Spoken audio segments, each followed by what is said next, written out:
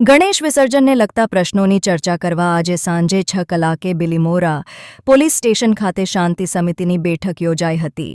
ગણેશ મંડળના આયોજકોની સક્રિય હાજરી જોવા મળી હતી.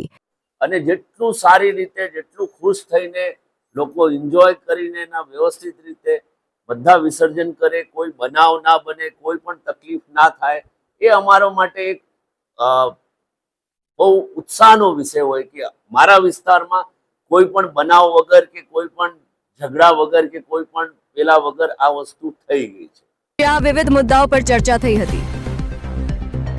પીઆઈ શ્રી આર્યાજીએ ગણેશ વિસર્જન પ્રક્રિયાના સુચારુ સંચાલનની ખાતરી કરવા માટે મુદ્દાઓને સંબોધ્યા અને કાયદા સાથે શાંતિ સલામતી સાથે વ્યવસ્થા જળવાય તે માટે ઉકેલો આપ્યા હતા.